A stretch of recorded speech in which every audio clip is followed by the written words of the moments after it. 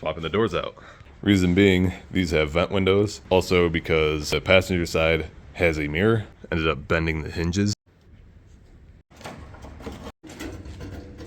Fitment issues. The door gap is too big. The top of the door is not sealing.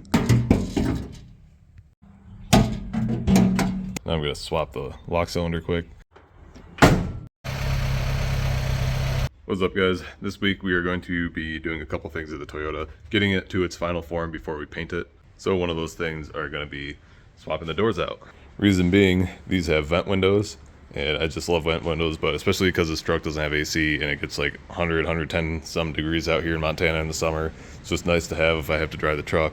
Also because the passenger side has a mirror. This truck, being like the bare bones base model, didn't even come with a mirror from the factory, and it's kind of difficult backing up a trailer without two mirrors, so that's another reason. And I know I could just drill holes in it or whatever, and I could just disassemble all the window stuff and the vent windows and assemble them into my doors, but this is just going to be easier. I had to put a new regulator at the driver's side as well, so this is just my way. I don't really feel like disassembling the glass and potentially breaking something. But anyways, let's get started on this project. Also, I scored some SR5 alloys this morning for 80 bucks, so that was a nice score. These are my favorite Toyota pickup wheels. Also, the doors that are on it right now are missing this little thing that gives a door resistance or whatever, I don't know what it's called, which ended up bending the hinges from being like that for so long, so it'll just be an overall nice little subtle upgrade. I'm also going to be swapping the door panel or door card, whatever, because the other one is brown and tan, so I kind of want to keep the interior somewhat looking the same. I'm going to be swapping the lock cylinders as well. It's fairly easy. All you gotta do is just pop this clip off that's right there. It just slides out. Actually easier than I thought. I just use my hands, and then I gotta pop this little clip off that way, and then that should just fall right out. It's hard to film with one hand, but you get the idea. I just pop that clip over that way, and then pull the rod out the back. I don't want to drop it, so I'm gonna need two hands again, but that just pops right off the back. Now to remove the fender so I can get to the door hinges. And the way I take off a door by myself is basically use the door latch as your second set of hands. Leave one bolt in here, we're ready to pop it off, zip the bolt off, and then unlatch it all at once, and good to go.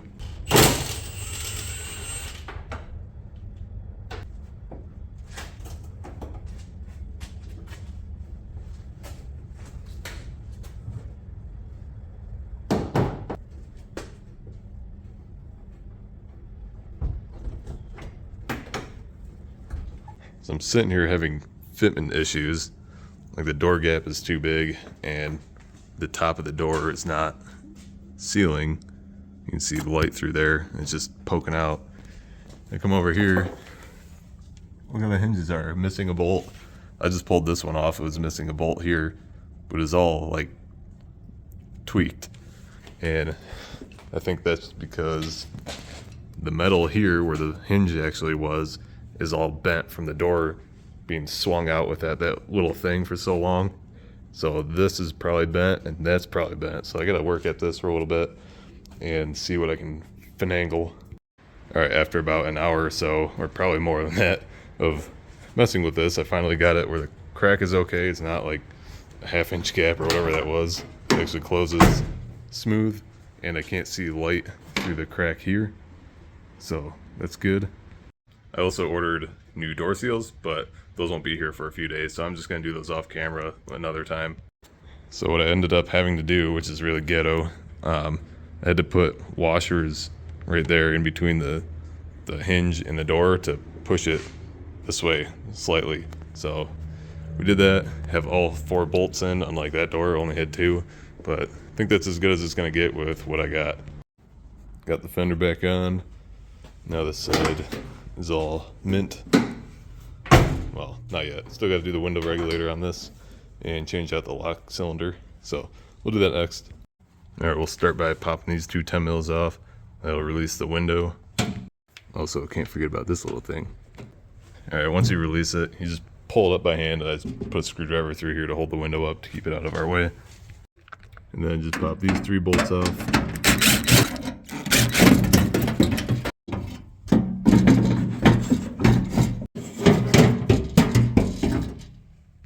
Alright, it's the next day. I called it quits last night because I was just cold and tired. It was getting late. So let's just start back up where we left off, put the new regulator in, and move to the other side.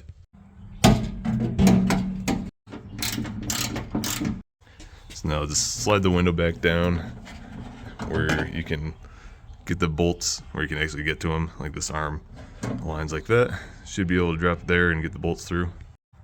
Just like that. You just gotta crank the mechanism up and down until you can actually access both holes, because if you go up too far, this hole will go behind there. So there's a sweet spot. Now I'm gonna swap the lock cylinder quick. Same process, just pop that little clip off, pull the rod out, and then it falls right out. Let's make sure it works before we put the panel back on. Look at that, mint.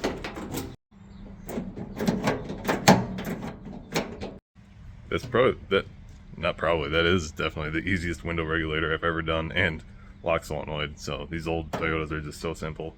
I'm also gonna spray some of this in like the guide for the window, that way it lubes it up.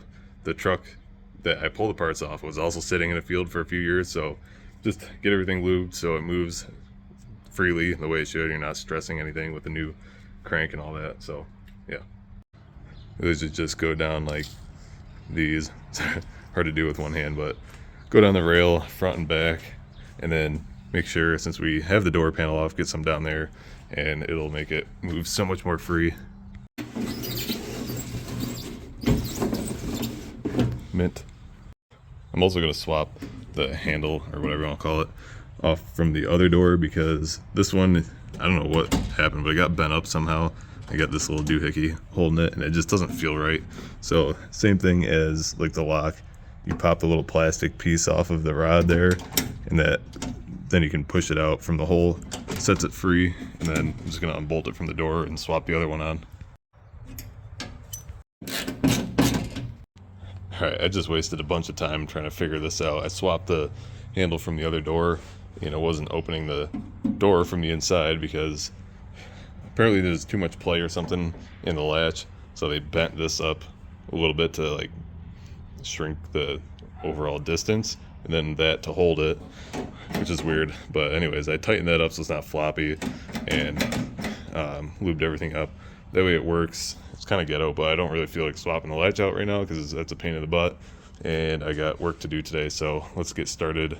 Well, let's put the panel back on, the interior, and then we'll swap the other one out quick. Also, all these little clips right here that the door panel pops into are bad. I don't know what, like they're just disintegrating, so this might be floppy for now until I can figure out where to buy new ones. Alright, now to do the other side. I'm not going to film too much of this side because it's the exact same process as the other one, and I don't have to do the window regulator on this door, so it'll be a lot quicker. Only difference on this side when removing the fender is you got to take the antenna out. You just put your screwdriver in that and take a hammer and tap it, and it'll loosen up, and you just spin it off. I'm actually just going to delete the antenna while I'm at it because I'll never put a radio in this car. If I do, it's just going to be Bluetooth anyways because I hate the music that's on the radio. Oh my gosh, look at this.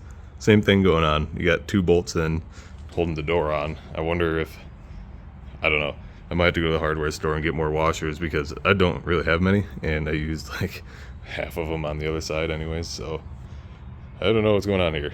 Let me know if this is like a typical Toyota problem or something. No idea.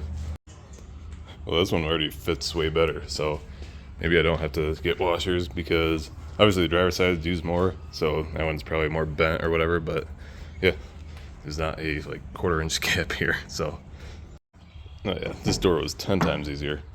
So now all I gotta do is take this panel off, swap the lock cylinder, and put the other panel on, and we'll be good. Man, like, that was so much easier. Yeah, I got this side all back together. Got the fender back on, and now it is pouring out. I also have new black mirrors I'm going to put on after we paint it. I don't like the chrome and it's peeling off anyways, so those will go on another day. These plugs are circles and that was like a weird oval shape, and somehow it actually worked. So got a little plug on her antenna hole. Well, I guess let's start her up and load up to go to the dump.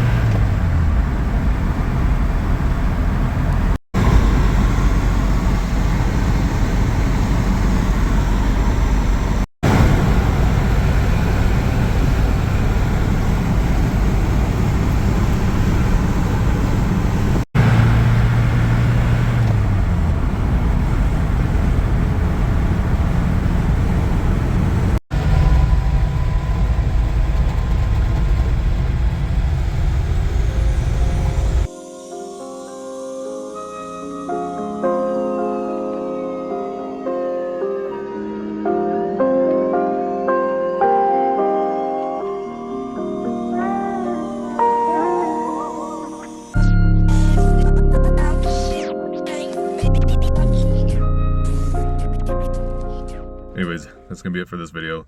Hope you guys enjoyed. I know it's another kind of boring video, but like I said, this is my main priority right now. Doors weren't very necessary, but it's something I wanted to get done before we paint it.